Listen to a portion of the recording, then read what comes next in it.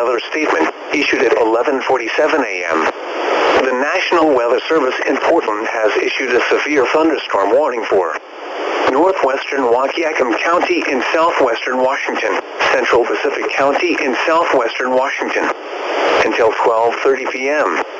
At 11:47 a.m., Doppler radar indicated a line of severe thunderstorms capable of producing destructive winds in excess of 70 miles per hour. These storms were located along a line extending from 7 miles southeast of Francis to Ilwaco, and moving northeast at 50 miles per hour.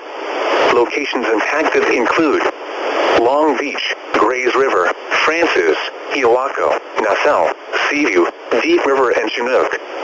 This includes the following highways in Washington: U.